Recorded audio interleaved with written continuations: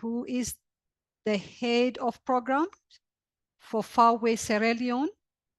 He will be followed by Miriam, who is the program associate from the Institute of Gender for Bay College, the University of Sierra Leone. She will be sharing us with another important successful program. Our third panelist is Daniel. Daniel is he's the head of quality assurance system strengthening in promoting equality in African schools. He will be presenting a program that has really registered important milestones around the re-entry of teenage mothers to school. And we have a final panelist, Kevin, who is the project coordinator for ASIS Matera. And he will present a very interesting program that is that has managed to engage teachers, students, parents to prevent violence against children in schools. And there will be time for questions. So please be free to put your questions into the chat box or raise your hand and we will acknowledge you and bring you in. So just toward the end of an hour, we will open it up for questions and answer. And of course, we will close out with sharing some of the resources that we are going to share this afternoon. So I think we have a good number right now. So we can start. We will start with our first panelist. Like I said, Stella. Stella, please, you have the floor. Thank you, Saba. Thank you, colleagues and friends from wherever you're joining from. Good morning, good afternoon, good evening. It's a pleasure to share with you reflections on the impact of violence against children on learning. But before I delve into the subject of my presentation, I just want to give an overview of the Coalition for Good Schools. The Coalition for Good Schools is a coalition by the Global South practitioners that was created to bring the presence of voices from the Global South on conversations around violence prevention at the global level. And the Coalition for Good Schools has hubs in all the Global South continents. There's a hub in Asia. We have the Asia hub. We have the Africa hub, and then the Latin America hub. So we in Africa are hosting this together with the Global Coalition for Good Schools that is based there in Boston. And the idea is basically to bring to bear issues on violence against children at the center of policy conversations, at the center of discussion. So the Coalition for Good Schools has been in existence since 2019, and we are happy that today we are hosting one of the many conversations that help us learn from each other, but also pick up programs that can be scaled up and scaled out for the benefit of preventing violence against children. Now, to talk about violence against children and its impact, I know all of you have worked in this space and you probably know the statistics. I thought I should just run through quickly what the challenge is. When you talk about violence against children in schools in Africa, but also globally, what is the picture like? So my first one is to just tell you that every year, 1 billion children experience physical, sexual, emotional violence against children at home and in school and on the way to school. This is general. And we also agree that at the time that we had the pandemic, the global pandemic actually brought to light or exacerbated the situation of violence or child protection. Violence jeopardizes girls' and boys' healthy development and capacity to learn and thrive. So we're beginning to see that it does impact on that. And it also is very multifaceted and happens everywhere. We also want to emphasize that it is a global phenomenon, although it manifests in different contexts differently, but it's global. It has a global phenomenon, and its impact beyond impacting the child in the school setting actually has long-lasting lifetime implications. And then our subject of conversation is that it negatively impacts on learning outcomes, and making it really, really key for us to focus on prioritizing solutions to end violence against children in schools so that we stop the learning crisis that is now in our midst. I just want to go in a little bit and break down when you talk about violence against children in school, what is it? It is violence in school. Violence against children in school is any form of violent activity and behavior inside the school premise and includes any act of physical, sexual, psychological violence or emotional violence against learners perpetrated either by the teachers or the staff, fellow learners, or persons affiliated within the school or with the school or either around the school. So it's important that we have this understanding. So when we talk about violence, it cuts across everything. It even includes emotional. And some of the facets of violence against children in schools or violence in schools, the physical violence, if I break it into detail, includes aggression and intended to hurt or perpetrated by peers or members of the school staff. It includes bullying, physical attack, maybe fights between students, corporal punishment. All of you have known about that. The next one is that violence in schools also has emotion. I talked about it already. Many times children are made to feel worthless, they're scared, and they're shouted at. And if I have to throw a question, how many of you ever felt threatened about going to school? And I'll see that many of us who have actually gone through the school system have one time or another felt threatened. The rumors, calling names, some of you are called potatoes, others are called sacks. And so those actually impact negatively on the child. Then there's bullying. This is really, it can involve verbal attacks, psychological manipulation, hitting, maybe by colleagues. And if I'm to speak a little bit about bullying, we all still remember vividly what happened a couple of months, I think last year, when a child, I think in Namibia, committed suicide because she was bullied, not only from school, but then they carried the whatever happened in school, and they continued the harassment and bullying online. And then finally, another facet of violence in school is sexual violence, which I've already talked about, and it could be by the teachers, by fellow students. It is unwanted, it is forced, non-consensual, and it is borders on harassment or a form of coercion, which makes the children or the learner feel very, very uncomfortable. Now, before I get to the impact of violence against children in learning, I just want to share many years ago, as a young learner, I was in a school that practiced, I wouldn't want to call it corporal punishment, but chastisement, where they would cane you for failing numbers.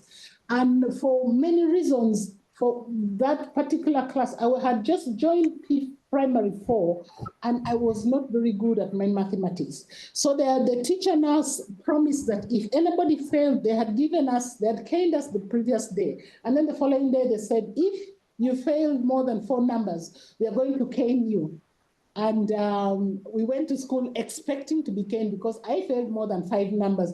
And I promised myself, without telling anybody, that if I'm caned today, I'll not come back to school. And I remember it was a Wednesday, and I told myself I'm not going to go back to school. I don't know whether God heard my prayers. We were not caned that day, and that was the only window that kept me in school. So when we're talking about impact of violence on learning, it includes such experiences where young children or young learners are forced to abandon the learning process because of the bad experience that they're having at school. So what are some of the impacts of violence on learning? One is that, like I already mentioned, it has a very huge impact on learning outcomes. There's a lot of studies that have been carried out that show that violence, or especially corporal punishment, is very much linked or has a correlation with low learning outcomes. Again, going back to caning, I keep saying that there is no correlation. Medical doctors will agree with me. There's no correlation between the 17 strokes that are going to be given on your butt and you comprehending a mathematical equation. There is no correlation. They can cane you for all they care, but they will not be able, you'll not be able to manage. And because of that fear, it causes fear. The next impact that it has on learning is that people and young learners have very, very bad experience in schools. Data shows that children and young learners who are affected by violence are less likely to like school or even have friends, because one thing that comes to your mind, back to Stella, is that I was scared and said, no, if they beat me again, I'm not going to come back to school. So they also feel like the teachers don't like them, they feel unaccepted, and then eventually nobody cares about them. And so many of them will end up with anxiety disorder, will end up with dropping out of school, and so on and so forth. The next impact on learning is low attendance rates. Again, back to my story, it would have affected my attendance. But we've also seen that there are studies that have shown that students affected by violence skip school, they miss school because of fear of what is going to happen. And it's not only beating, even just calling names. They could call you a name. I mentioned about potatoes. You like a sack of potatoes, you look like porridge. Such names actually make the children or the learners feel uncomfortable, and they are likely to drop out of school. And therefore, although violence may not be the reason for them dropping out of school, but a lot of parents have mentioned that many children stay out of school because of that. Then low educational performance. Many of the children who are impacted by violence, you tend to see that their performance drops, even if it's not violence, even if the violence happens at home. That's why we're looking at impact of violence on learning. Even when the violence happens at home, you can see that the grades are falling. Even when the child just witnesses violence in the family, the parents are fighting, you'll see that the grades are dropping. So the next one, just to show that there is also loss of interest in learning. So students affected by violence in school and at home or in the community tend to have low level of educational attainment. Now that is broadly what it is when we come to the impact of learning. Just have a couple more of impact. It also prevents children from developing social and relational skills because of what you have experienced, because it has affected you early in your life. It makes you lose trust in adults. You cannot build good relationships. Many of you have had of people, or many of you have failed to build relationships. You've lost confidence simply because of what happened to you in school. Sometimes it also leads to you having negative behavioral consequences or behavioral tendencies, hiding away from people, keeping to yourself, and so on. And then learning difficulty. Corporal punishment inhibits creativity. Many children who have experienced corporal punishment tend to be less creative, and so do not learn. And they cannot develop critical thinking skills. They are not creative because of fear. Now, quickly, what can we take away, even as we listen to the good practices that are going to be shared, that the programs are going to be shared? One is that it does violence on children in and around schools negatively impacts on education outcomes, and not just the educational outcomes, but society will pay a heavy price as a result. The second one is that the violence against children in school is the most pervasive challenge because it is normalized. People believe that, it's normal. Even our parents believe that the parents will go and say, this child needs to be caned. If I fail to handle this child at home, I think you need to deal with this child in the school. Learning and safety are intrinsically linked, and therefore it is part of the continuum. If we are to address violence against children completely, we need to look at the entire continuum, in school, online, or at home. If we are to improve learning outcomes, we should adopt a violence prevention measure that is gender transformative and includes a lens that has greater impact. Because it has a gender transformative lens, then it will have greater impact. And then all girls and boys everywhere, including the most vulnerable ones, should have access to safe and non-violent education. It is a right, not only a right, but it is an obligation for us as duty bearers, primary and secondary, to ensure that learning happens in a healthy environment and every child has a right to learn in an environment that is safe, and education is a critical pillar if you're looking at the achievement of the rights of the child. So I just thought I should give you these quick takeaways. Back to you, Saba. Thank you. Thank you. Thank you very much, Stella. That was a fantastic presentation in terms of setting the scene. You told us that school as a space is a critical space where children spend a large proportion of their time. So it needs to matter to everyone, especially to the education sector, in order to provide safe and protective environment where children can freely learn, socialize, and form the relationship outside their family. So thank you very much for that important presentation. So without further ado, we will go to the next presentation. So we will start with now Stella gave us just an overall overview of what the VAC, Violence Against Children School, is all about, but we are going to hear now from the exciting programs in terms of what's working to address violence against children in the schools. So we will go into the presentation from to Joseph. He's like I said, from faraway Sierra Leone. Joseph, you have the floor, please. Yeah, good morning, good afternoon, everyone. I'm Joseph Alpha Camara, the head of programs for faraway Sierra Leone. Of course, I'm happy to be here. I'm happy to have this platform to share the Sierra Leonean experience in terms of addressing violence against children in school. And I will be speaking on policy context for addressing violence against children in school over the years. Of course, from 2018 to date, and the government of Julius Maada Bio has created a lot of policy documents, and these policy documents have contributed in minimizing issues of sexual and gender-based violence. And as a background introduction, and on preventing violence in schools, for majority of children in Sierra Leone, physical violence is part of everyday life.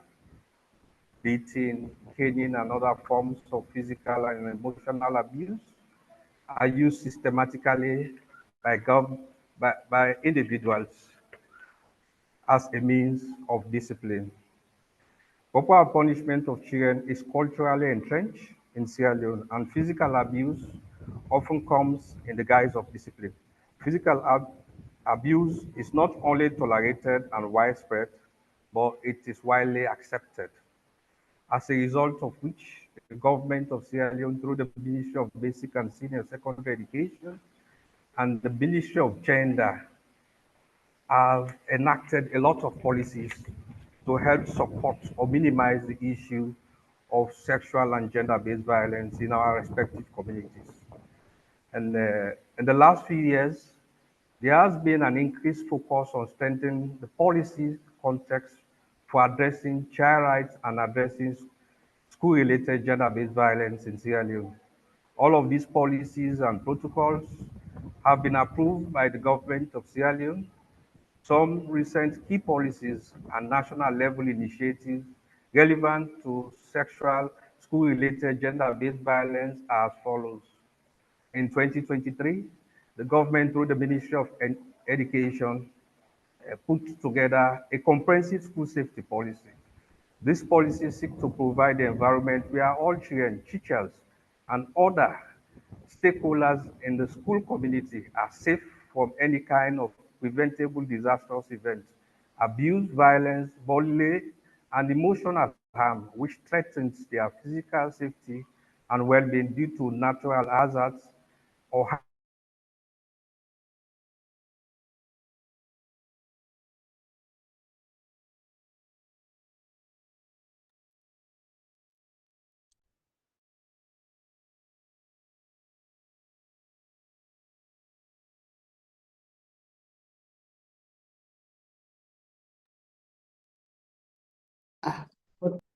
Joseph? Hi, Joseph. We can't hear you. Hello? Yes. Go ahead, please. Now we can hear you. Secondly, in 2021, the National Policy on Radical Inclusion in schools was also introduced. The National Policy on Radical Inclusion aims to reinforce infrastructural and systemic policy and practice impediments that limit learning for any child. This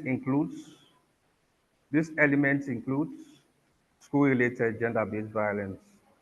In 2019, the Reverse Sexual Offences Act was also enacted by an act of parliament.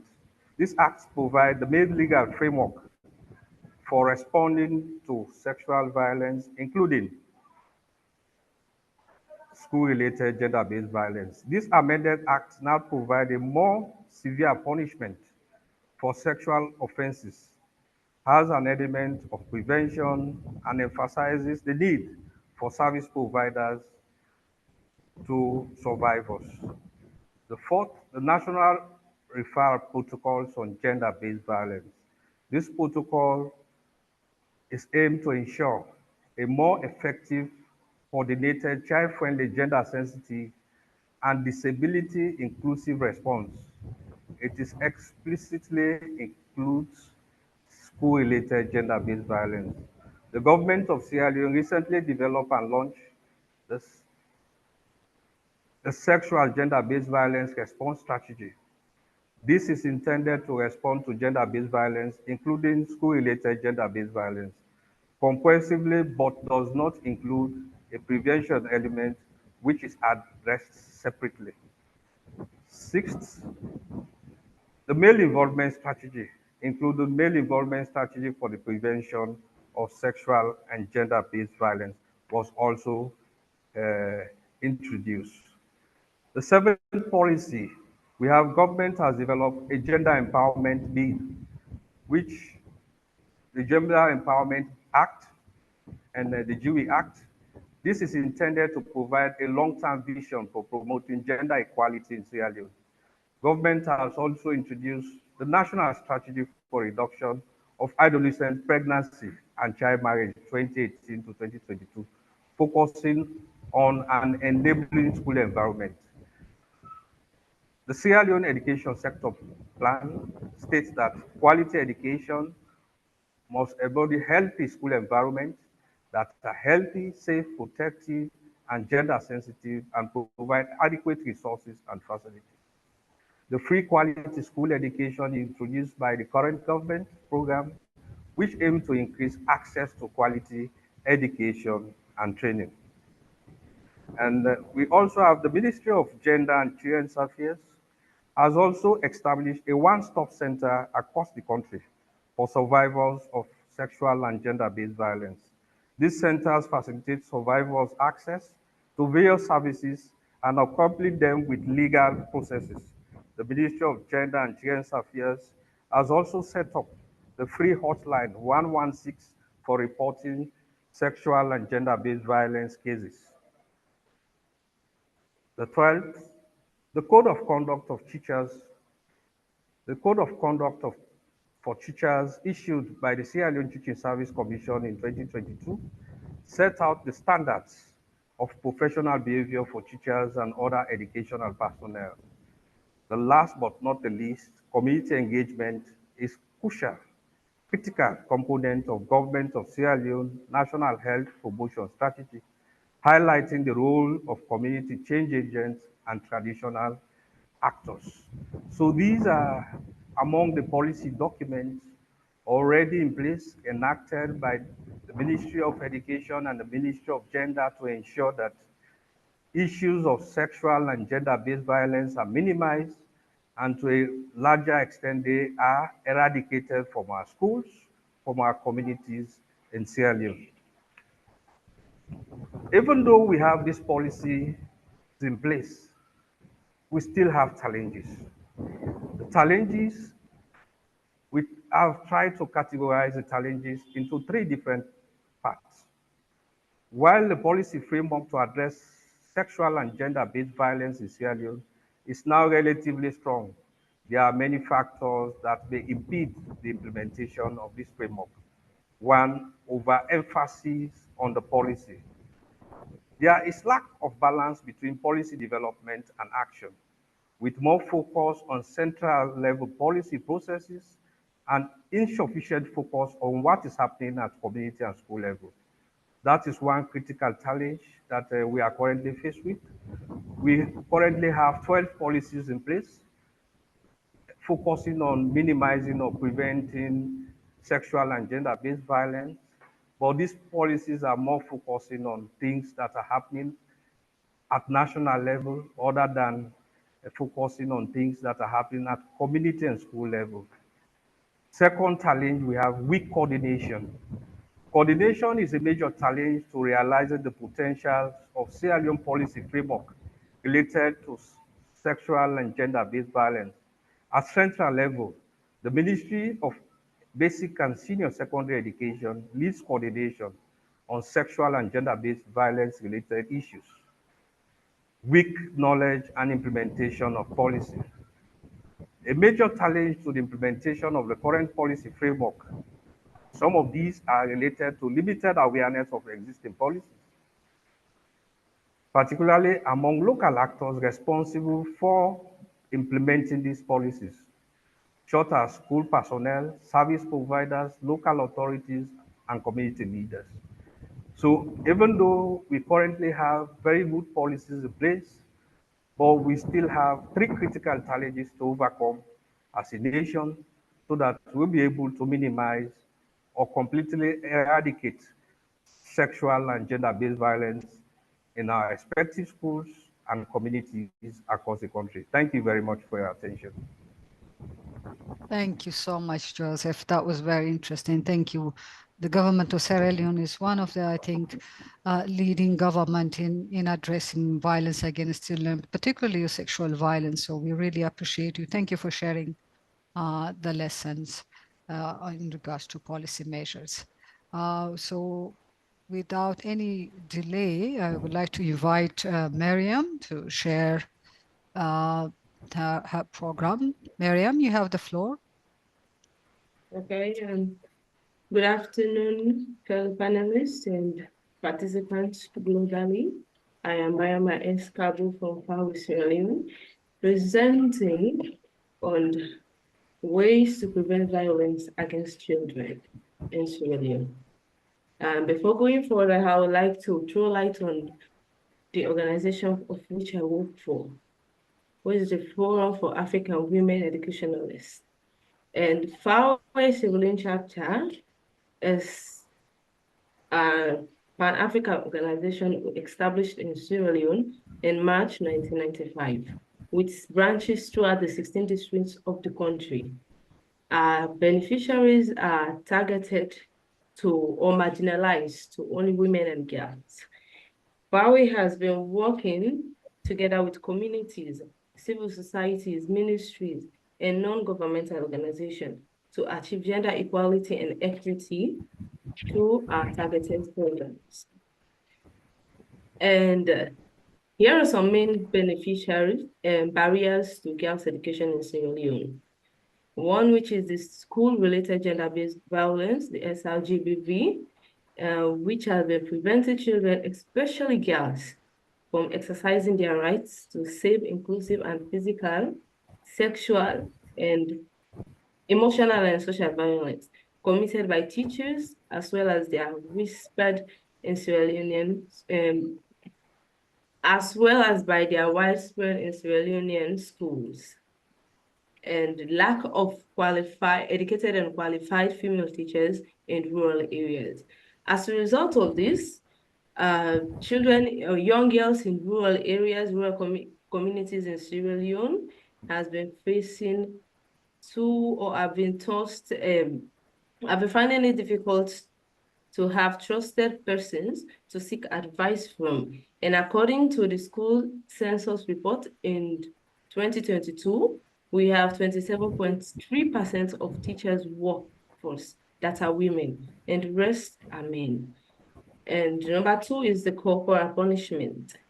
It's still acceptable from the discipline of Sierra Leone that punishment on children is culturally entrenched in many Sierra Leonean families, and they accept the punishment to be greatly or generally high among teachers, community members, to control pupils.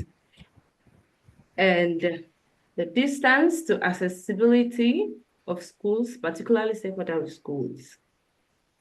Girls have been facing it difficult to access schools in Sierra Leone, especially secondary schools and communities.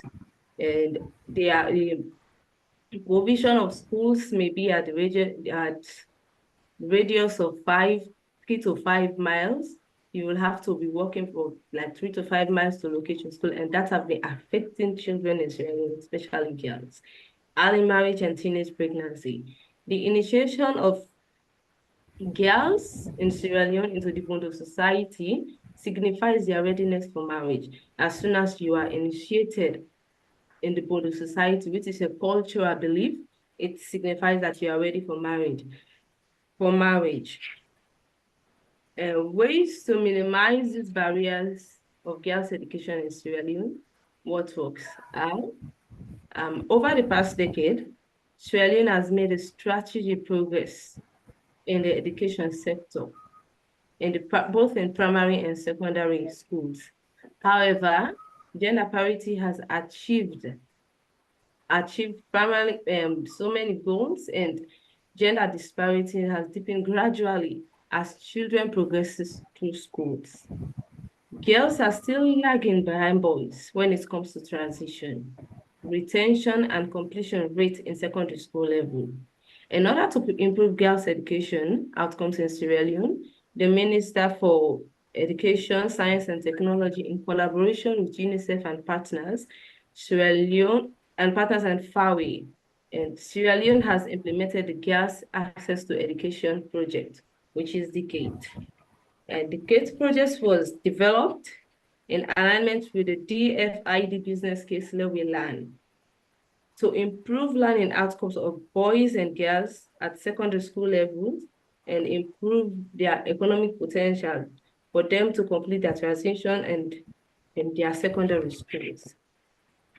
And some expected outputs of these projects are improve and safe learning environment for girls in 926 junior secondary schools, JSS.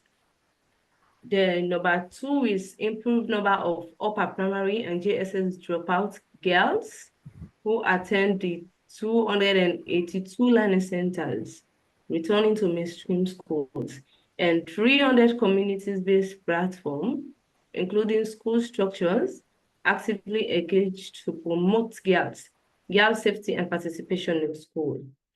Under the improve and safe learning environment for 926 junior secondary school, we have the training of school leadership, 1,852 principals and deputies, as well as 1,852 school mentors from the 926 school listed JSS. We are trained on school leadership to make them change, to make a change agents against the girls' participation in school.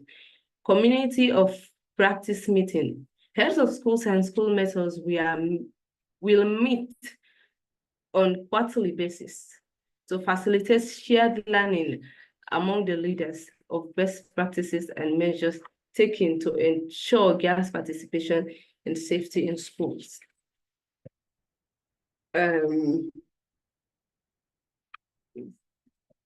Increased number of upper primary and JSS output returning to mainstream schools.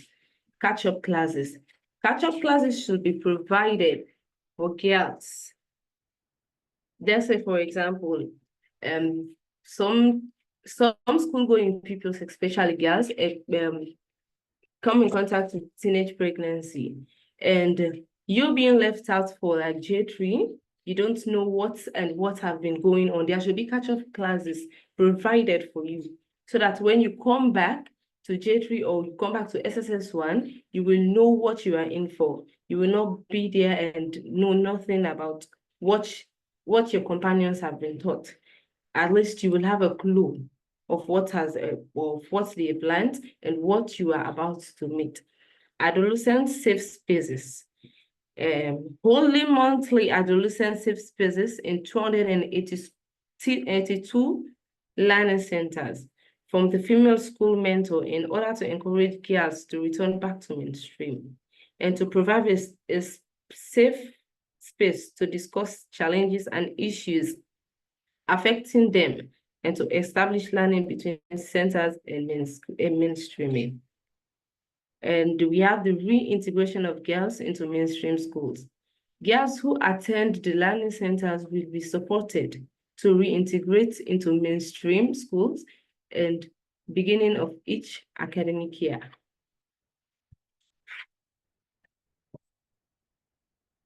Then number 3, the community-based platform, including school structures, actively engaged to promote girl safety and participation in schools. 1 is engaging community leaders, engaging village development committees, VDCs, religious and traditional leaders to intensify and reinforce the community-wide effort to promote girls' education and safety in schools and communities. Engaging men and boys in the communities. Engaging men and boys in the communities with support from female and male mentors to promote gender equality and to create positive role models. Documentation of best practices and role models. At the end of the project, best practice of men and boys promoting girls' education participation and safety in schools and communities, as well as male role models, will be identified, documented, and shared to encourage more men and boys to follow these positive examples. Thank you all for your attention. Back to you, Saba. Wonderful, Mariam. Thank you so much. I think the participants, we've heard from Sierra Leone from the policy measures and the fantastic program at the school level in terms of changing the learning environment and really engaging the communities and all that. So thank you very much, Mariam, for that fantastic presentation. So now from Sierra Leone, we're going to Uganda. Our next panelist is Daniel. Daniel is going to share about a program that has been really successful in terms of re-entering teenage mothers back to school. So Daniel, you have the floor, please. Thank you very much, Baba, for the opportunity. Good afternoon, good evening, colleagues, wherever you are. I'm Daniel, presenting on behalf of Peace Uganda. Saba, is it okay if I share my screen from this side? Yes, please. Thank you.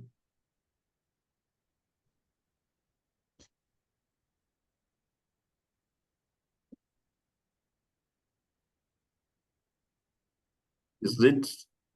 Yes, we can see it, yeah. Okay, thank you. So, shortly about peace. Peace means promoting equality in African schools. We are not for-profit organization. We run a network of basically secondary schools, both in Uganda and Zambia, though we have a partnership in Ghana supporting primary schools. We mostly deliver quality, provide quality secondary education, emphasizing safeguarding and protection of children in school, but also supporting partners, especially government, through our system strengthening pillar. Currently, we have over 18,000 learners across the network. Yeah. Can we move?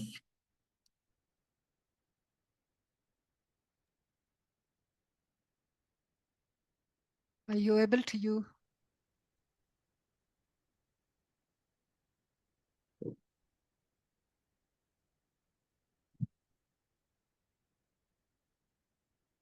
or we can do it from our side.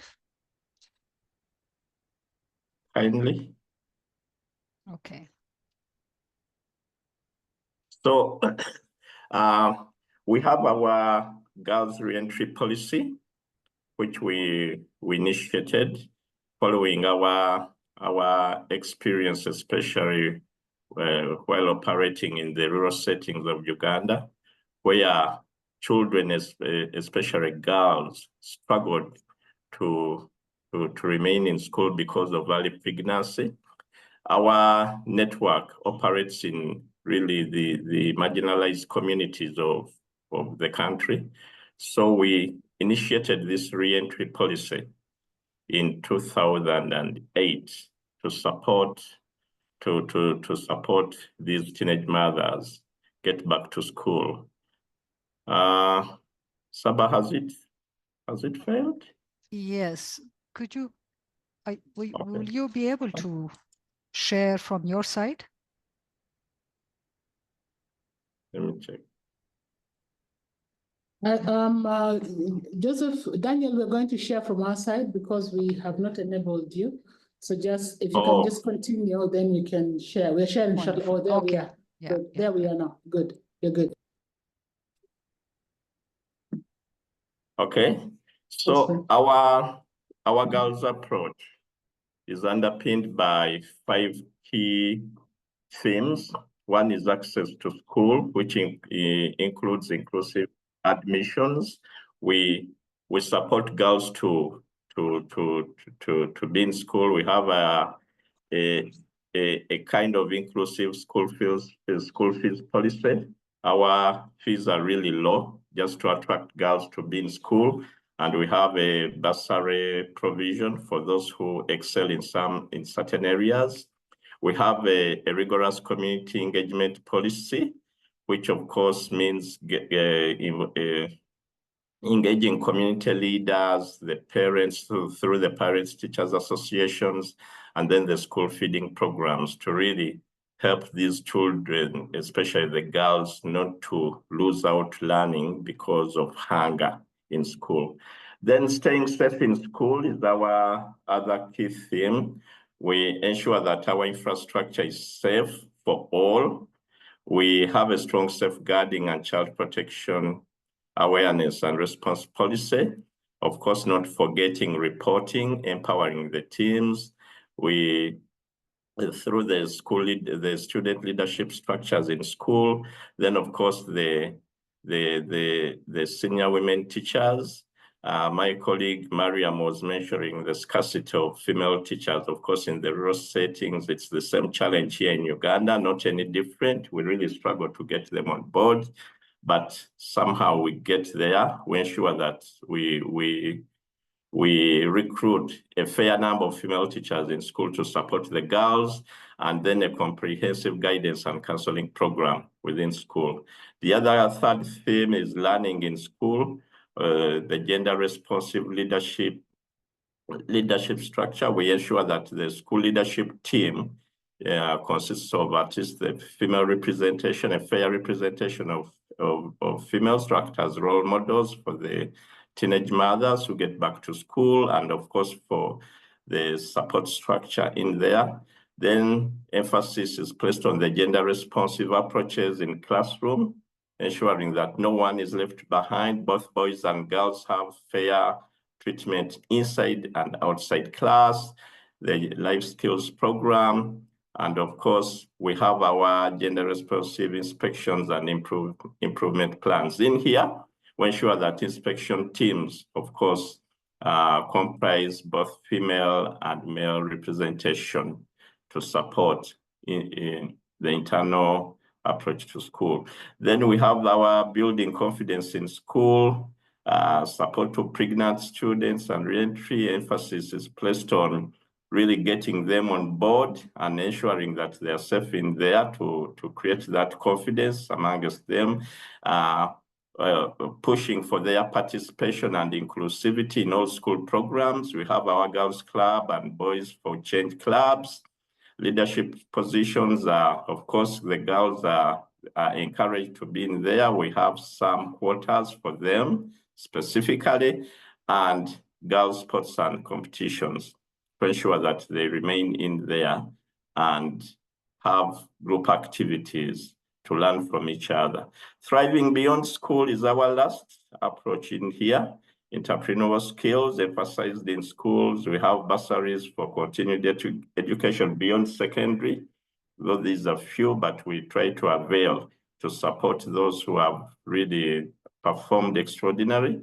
And we have our gender-responsive career guidance and counseling for post-secondary to guide them to create opportunities to get there, and engaging especially the alumni, girls beyond school, often to come back and share their learnings, but also getting to know where they are. Let's move on, please.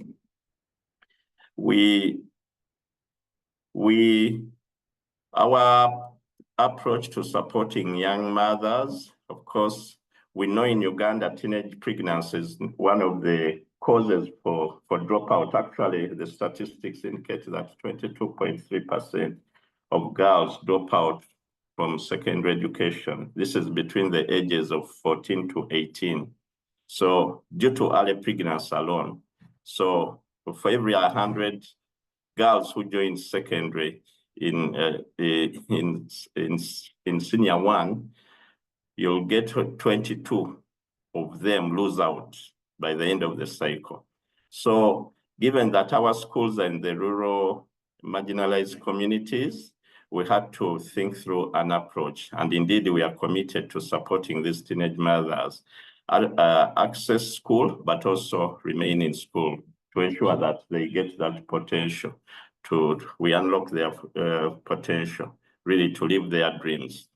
Re-entry, of course, gives the teenage mothers a second chance at future economic independence. We know statistically how mothers contribute to the livelihood of families. So this is a key approach, really, to support the general improvement of livelihoods in communities and guarantee poverty alleviations. So our Peace Girls policy is the foundation of our school re-entry approaches to this end. Next, we've tried as much as possible to have a very rigorous, inclusive approach to this, emphasizing that the community is brought on board. We've got focal persons in school, of course, often engaging through the parents teachers associations that we have. We bring them on board to support the survivors and those who are willing to join in to re-enter school. We try to fish them out from the communities and ensure and try to support them to avoid the stigma. The senior women teachers and the matrons are often trained to ensure that they are really informed, they are skilled on how to approach and provide the necessary caregiving to the teenage mothers while in school. In cases of defilement, we refer often to the law, and of course we engage the law. Sometimes we've been hated for this. I was here listening into the story from Sierra Leone, more or less the same in rural settings where teenage marriages are more or less acceptable. Here we've moved a step to often engage the enforcers of the law, especially the police, the community development officers, to bring them on board. And we at least to ensure that our children, really, the teenage mothers, are given that other opportunity. Often we've also engaged the would-be husbands. Of course, they're also teenagers, to talk them through about the relevance of them remaining in school. Returning mothers often receive financial support from our partners to support them, and of course, extra nutritional care from the parents. And as peers, you also welcome financial support from those who would be willing partners. When we share our stories, there's some who really respond positively to support these mothers stay in school. We can move on.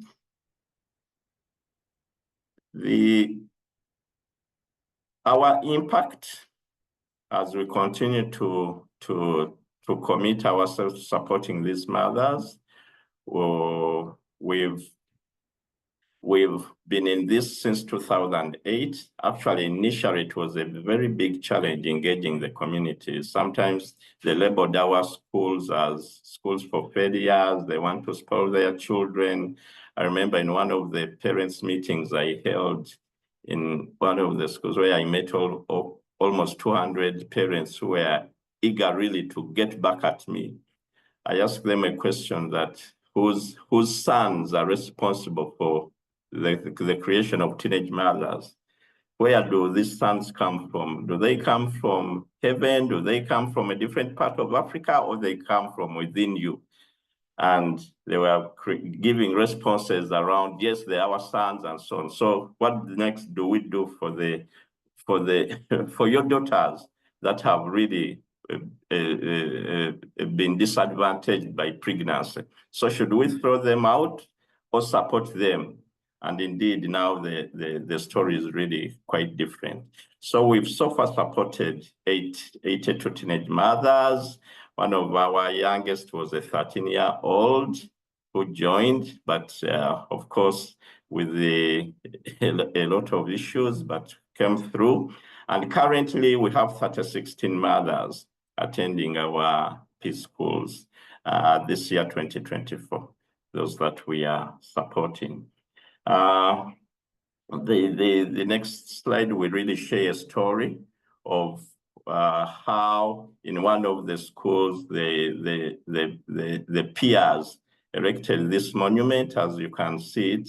On top, we have a caregiver at school or from the community. Then in there, the middle, we have the teenage mother.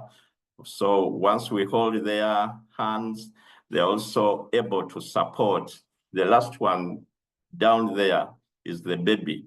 So through education in between there, we have the key. You unlock their potential such that they are able also to support that baby. Otherwise, if we throw them out of school, even that baby will be at risk and they won't be able to support anyone in the community. So that was one of the case studies, but this was erected by fellow peers in a school. And it was so inspiring to share this and to have it in school, really to launch the support to teenage mothers. And of course, changing the mindset around the stigma on teenage mothers. So as strengthening on the wider systems since 2020, the government of Uganda, of course, with the revised guidelines after the impact of the COVID-19, the closure of schools in Uganda were closed for 2 years. So the government revised the policy, but good for us, we're already there. We're able to support other schools on how to manage the re-entry. And through our program, we've supported and trained 200 government secondary schools with their leadership teams. These are government secondary schools on how really to support these teenage mothers and to change that mindset previously, which was so traumatizing to them.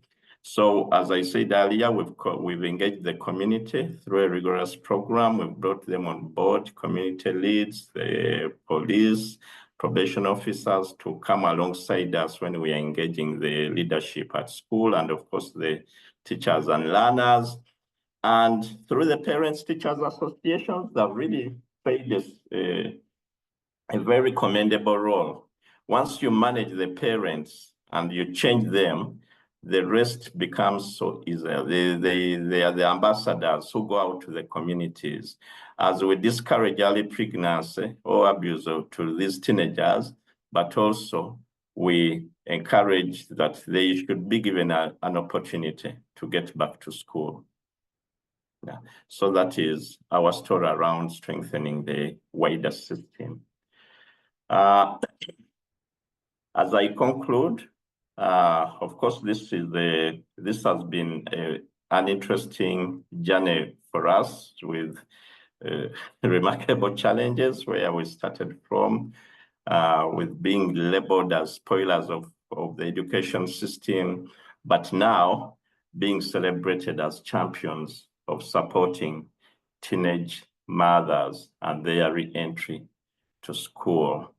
Thank you very much. Wow, wonderful. Thank you so much, Daniel. The most neglected and a very vulnerable group, teenage mothers, and really critical issue for many of our countries across the continent. So thank you for your hard work and for sharing your experience and learnings. So there you are, dear participants. Some fantastic programmatic experience and lessons, and also the experience from the government of Sierra Leone in terms of their policy measures. We are now we open for question and answer. Please, if you have questions, put it on the chat box, or you can raise your hand. We can just recognize you. But to kick us, to start with, we have these fantastic questions.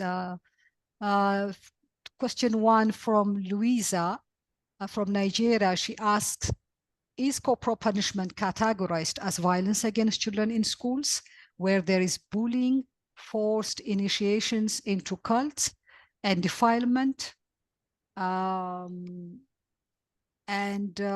The second, so any panelist could take this, so we can go question by question. So the first question is corporal punishment categorized as violence against children in school. Stella or Daniel, anyone can pick this. And then we have a couple of questions that we can go to. And yes, the participants, you can, like I said, you can put it in the chat box, or yeah, you can raise your hand. Okay. Stella, you want to take this?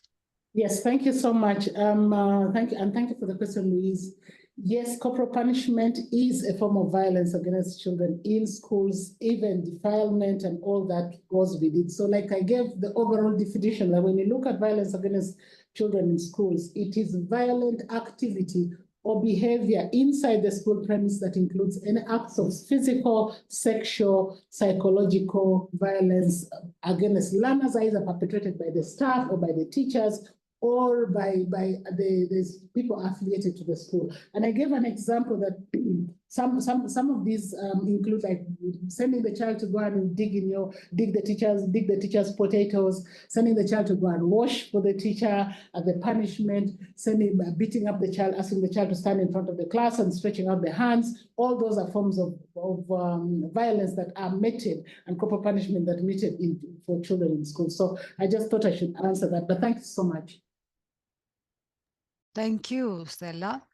So the second question goes to Joseph. So Irene asks, how is weak coordination a challenge in policy in terms of addressing violence against children? Who is mandated to do this coordination, and why is it weak? Joseph?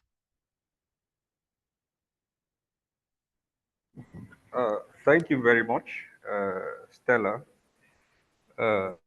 I believe from the presentation, from the Sierra Leonean experience, as I said, we currently have 12 policies in place, which the government of Sierra Leone, through the respective ministries, the Ministry of Education and the Ministry of Gender, has enacted to ensure that they minimize or eradicate sexual and gender-based violence in schools and communities across the country.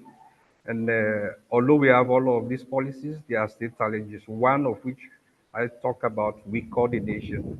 Weak coordination is a major challenge. At national level, I said we have the Ministry of Basic and Senior Secondary Education, and leading the coordination on issues of school-related gender-based violence. They have a gender division, a gender directorate within the Ministry of Education that is leading this. At district level, of course, as civil society actors, we find it very difficult to come together to know who is leading the coordination at district level. So there lies the challenge.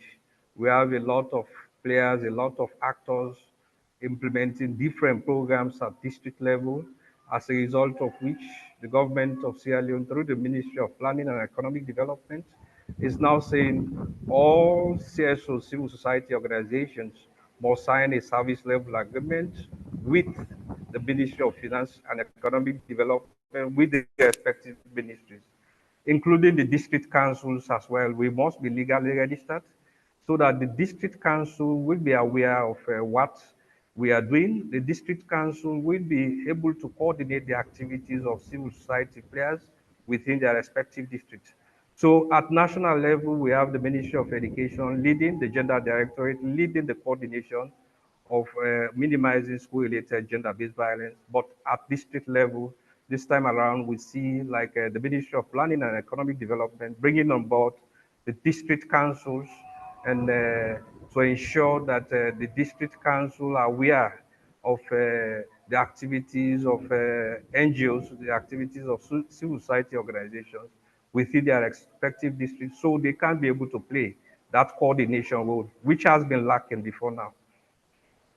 But that is like the situation, and when we talk about like weak coordination at district level, it was lacking. The ministry, the district councils, and we are not too involved in terms of like coordinating the activities of NGOs, civil society actors across the respective districts. But this time, it is now being made as a law. And we are expected as civil society players to, one, legally register in each of the districts we are operating, and also share our activities that we intend to implement, where we intend to implement those activities, the target group that we intend targeting, so there can be coordination, so there will be less duplication in terms of implementation of activities across the respective districts. Thank you very much. Thank you. Thank you very much. The next set of questions are for Daniel. So Daniel, one question is, it asks about what is your geographical jurisdiction as an organization? The next question is, what is the policy in Uganda that supports the reintegration of teenage mothers back in school? For girls in boarding schools, how do you ensure they are still able to ensure that they are able to bond with their children? And the next one is, again, do you accept referrals in the girls' reentry policy? So those are a set of questions, Daniel, to you. Over to you. Thanks very much for the questions. Yeah, our geographical scope, I don't know how to explain it, but in Uganda, we operate in 22 districts of the country where our 30 schools are located. But if I add on where we support the 200 government secondary schools, we are in almost 90 districts of the country where we are operating. So that's partly our scope. I hope that's the context in which I'm responding. Then the other one was about how we, is it supporting the boarding? Is it? So it is about the policy in Uganda that support the reintegration of teenage mothers back to school, and related to the girls in boarding school. How do you ensure that they are still able to bond with their children? Okay, so in 2020, the government of Uganda passed the revised guidelines for the prevention and management of teenage pregnancy in schools. So that is the guiding document currently that we are using. For the boarding, it's kind of complicated, but we often allow these girls to be in school up to around 4 months. then we shall negotiate with their parents. Or given that most of them are often from the community, either we shall make a referral where this teenage learner can access a nearby school.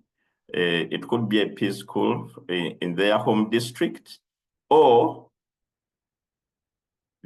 the majority of the teenage pregnancies we've had is that they are from the community, within the community, and they are mostly affecting our day scholars, those who come from home daily. So what we do, we allow them to come to school up to break time. We agree they go back home to breastfeed. Then they come back. We give them that allowance. Then lunchtime also they go back and breastfeed. Come back for the afternoon lessons. We agree to a schedule where to which they are comfortable with. Of course, there are some commitments that we make with them that are agreeable and fair to ensure that everybody has a safe landing, and most especially that the child is not put in danger, just like the mother. Thank you, Daniel. Stella, would you like to speak a bit about the global progress on ending corporal punishment?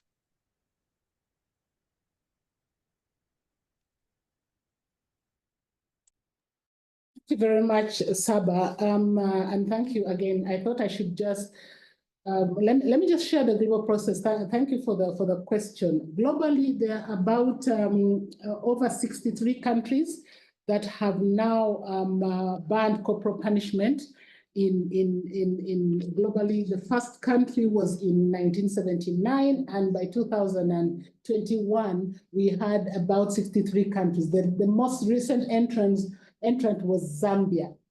From Africa, we have about 13 countries that have banned corporal punishment, not in all settings, but some of them have banned them just in institutions, and others have banned corporal punishment in all settings. And when you're looking at the percentages of the global population that are protected by the law, about 76% of the population still at large, they have not fully attained prohibition. About 10% have attained partial prohibition, and 14% of the global population country have attained prohibition in all settings. This is important because the movement in corporal punishment is actually driving the agenda to ensure that all policies and all laws that are enacted have a component that prohibit corporal punishment, and beyond that,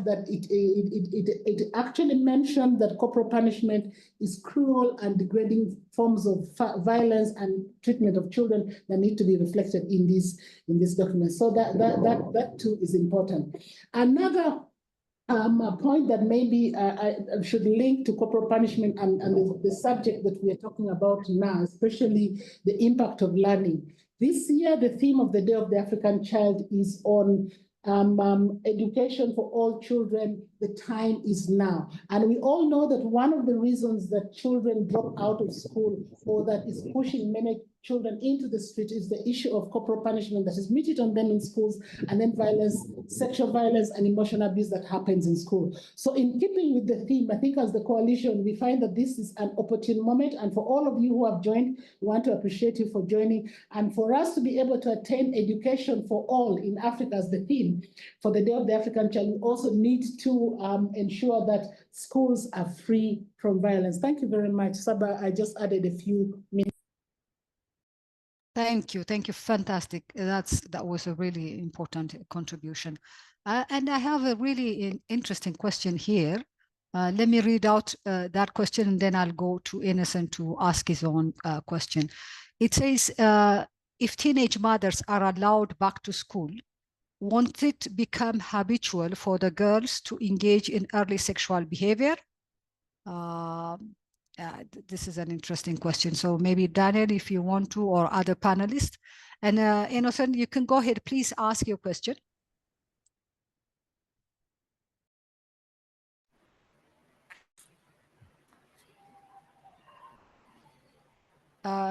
Innocent, I thought I saw your hands up. If not, then okay, I see Ori.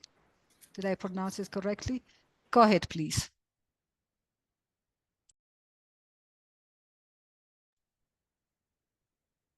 Aurel Angelo, go ahead, ask your question, please. You're muted.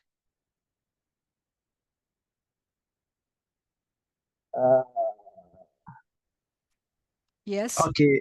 You are hearing me? Yes, we can hear you. Go ahead, please. Okay. I just want to come with a comment on a different perspective for what we're discussing, but it is the same. We're going to on the same page. What I was want to introduce about comment is on that of about corporal punishment. Of course, like in Mao, there's been punishment in the sender schools and primary schools. It is quite all right. But now, looking at these corporal punishments, hope the ones who introduced about these different punishments, including that of the corporal punishment, is because of the behaviors of these children in schools. First, I am a teacher, a senior school teacher. I know how these students behave. It's found that most of the other children, because they come from the different areas where they have been raised differently by different cultures. So when they come to school, they also behave differently towards the teachers. So it happens that you can be mentioning about the corporal punishment, but other punishments might be sending out from the class because of that child has misbehaved. It's also, though it's not looked as a corporal punishment, but it really has that's a psychology of the children when they're out of the class. So looking with the experience of the children at school, I see that the other aspect that we need to see is that of how culture also mold these children, how they can behave at schools, and this one is seems that when different cultures they have to play a role in making these children behave well at school. If you see that the children behave well at school, then means for the punishments that we cannot see some of the queries on the punishment. So I just want to introduce to my fellow that this about culture, we need to look also look at how it is contributing to the behaviors of the children, so that this punishment should also come in. Well, there's a lot of punishments. Thank you very much. Thank you for that. I have hands up. Onitia. All right. Go ahead. Yes. Thank you. This question is for Daniel. Daniel, this is Lanre from SEED in Nigeria. And I wanted to ask a follow-up question to the policy question that I asked earlier. So since the policy or the guideline exists in Uganda, are you aware of any schools that are not following the policy or even have contradictory internal policies against reintegration of teenage mothers? So for instance, I do know, I went to a Christian school, so I went to a Catholic school, and I did know then that, once you are pregnant, then you are expelled, and that was the policy. So are there still schools in Uganda that do not follow the guidelines, and, how does the government deal with it? Thank you. Thank you very much for that. Let's take one more question. Grace, go ahead, please. Yes, thank you very much. I was just asking for my name is Grace Musa from Kivulini, Mwanza, Tanzania. I was asking the presenter who presented about the re-entry system for the young mothers. What are the challenges that the young mothers face when they go back to school? Of course, he tried to narrate, but in our experience, we find that most of the young mothers, when they go back to school or they join when they re-enter to school, you find that they face the challenge of stigma, from their fellow students, and not only stigma, but also themselves, they stigmatize themselves, not only the community that is surrounding them. Maybe what are these kind of challenges, and maybe how do they solve the problem to these girls? That is my question. Thank you. Thank you. Thank you. Panelists, please hold on the questions. There's this interesting comment from one. It says, thanks for the discussion. I think teachers, parents, and caretakers should be included in such discussion. Most teachers think beating is the only way a student can learn. Thank you for that comment. One more comment, question from, Daniel, go ahead, please. Go ahead and ask question. Good evening.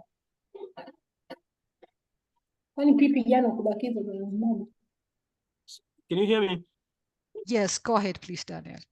So I have a question, basing on the previous presenters who are presenting here.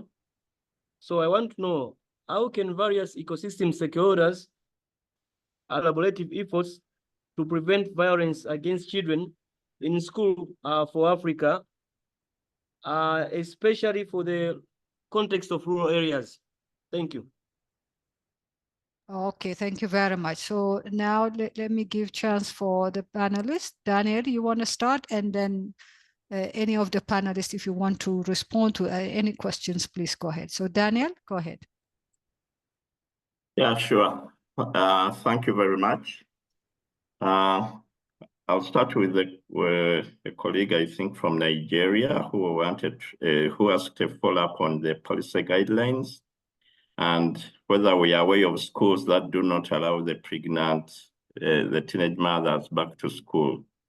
Yes, sure, they are there. They are very much with us here in Uganda, especially given foundation bodies of secondary schools. They have different policies, but the government is trying to re-engage. The action to that is not so strong, but the good news is that we have alternatives. Of course, there are faith-based schools, okay, that are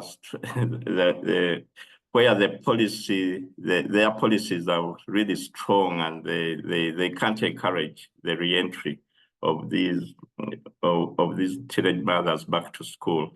So it's still a challenge, and of course we continue to engage.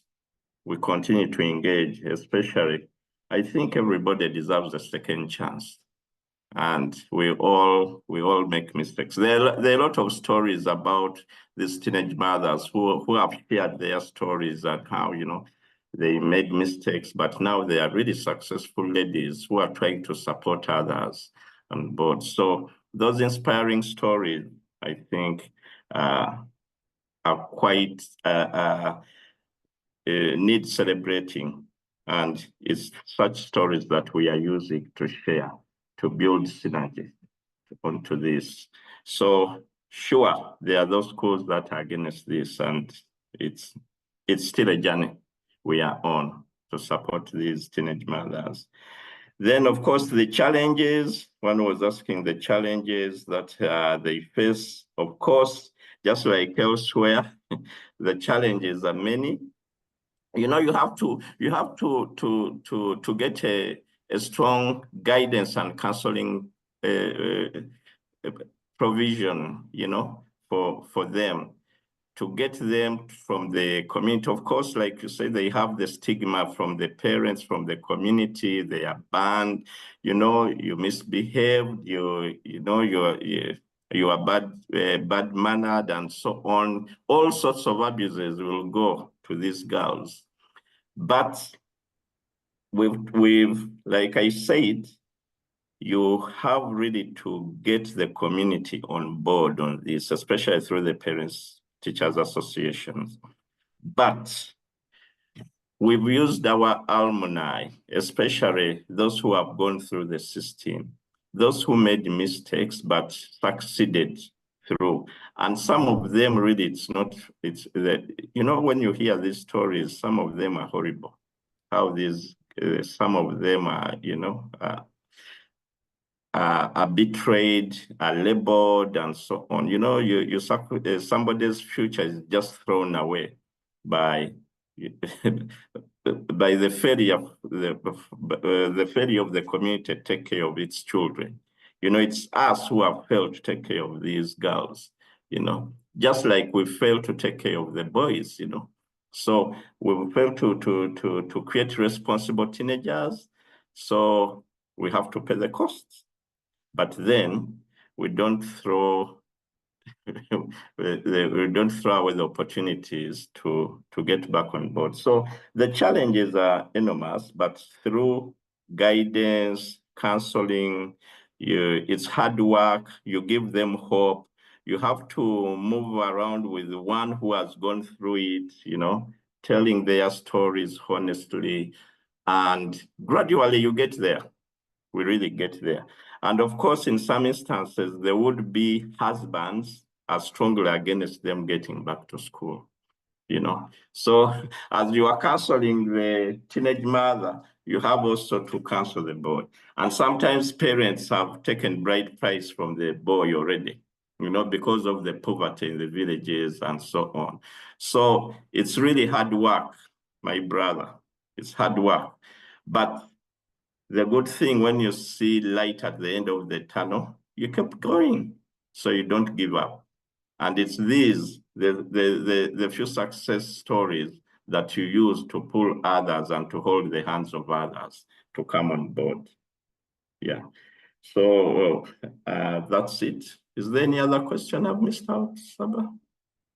Maybe Stella can add. There's one for you, then Stella would come in. She will speak to us about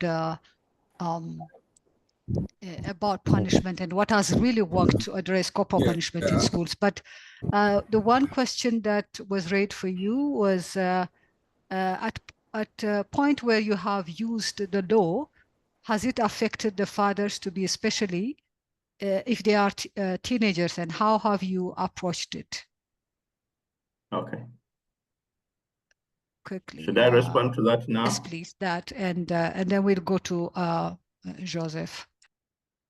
Okay, thank you. Yeah, of course, even the fathers, this is like I mentioned in school, we have the girls' clubs and then the boys' clubs for change. How we are trying to build these responsible young men and young ladies really to support each other, go through school and work together.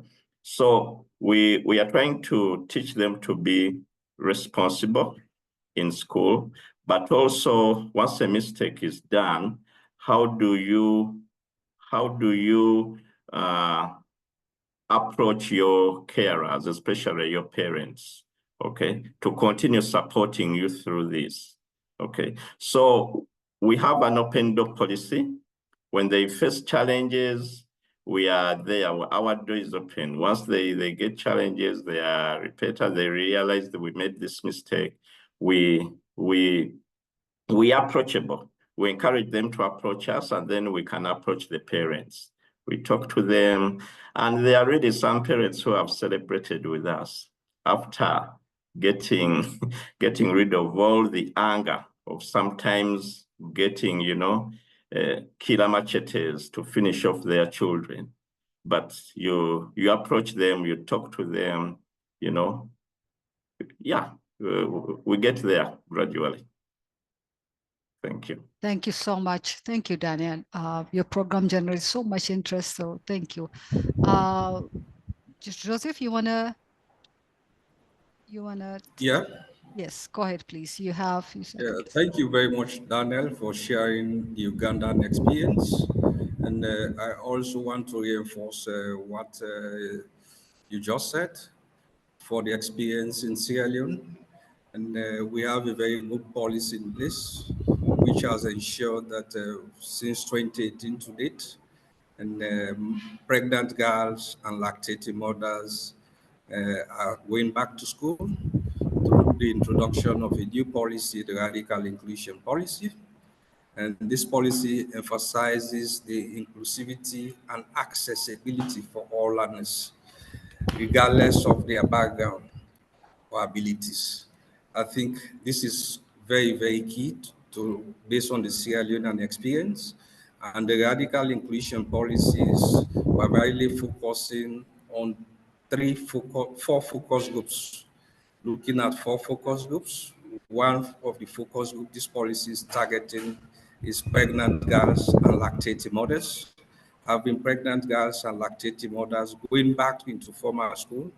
And the second focus group is children with disability, giving children with disability access to go to school. The third focus group is learners from poor backgrounds. And the fourth focus group talks about learners from remote and hard-to-reach communities. So taking a look at this policy, you realize that the policy primarily focuses to enable access to quality education opportunities for all children regardless of their background. And going to the policy, here are some key points from the policy. The policy focuses, the focus of the policy. You say the policy emphasizes on inclusivity and access, as I said earlier. It also focuses on the structure of the education system. The policy considers existing structures of the education system in Sierra Leone, recognizing the need for inclusivity in policy at all levels, given all learners, regardless of their background, regardless of their disability, access to go to school. I think this is so very great for the Sierra Leone experience, and this is what FAWE Sierra Leone has been fighting for since our establishment in 1995 to ensure that pregnant girls and lactating mothers have access to go to school. Fantastic. Which for Thank us you as so an much, organization Joseph. is a plus, Yes, because the government of Sierra Leone has now enacted a policy. There is a full policy in place in ensuring that these marginalized groups have access to quality education. Thank you. Thank you The very much, legal Joseph. policy context, it aligns with legal framework and regulations related to education, emphasizing the right to education for every child in Sierra Leone. Joseph, there is a right to education for every child in Sierra Leone. This thank you is in very line much, with the Constitution Joseph. of Sierra Leone, is in line with the Education Act, the VAC Education Act of 2023. Joseph, and can it you hear also me? look at the National Development Plan. The I policy think takes into consideration the National Development Plan of the country. Joseph, must can you try hear? to involve. Joseph, can you hear? Hello? I think Saba is trying, the chair is trying to get your attention. Sorry. Thank you very Saba. much, Joseph. Yes. We are about to close, but thank you so much for your contribution. We are almost left with 1 minute, and we want to conclude. But thank you so much.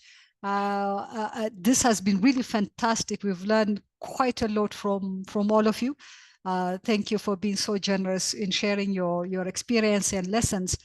Stella, you want to say a few things about before we close? Saba, with your permission, I just wanted to mention 2 things, and then if with your permission, is it okay to wrap up?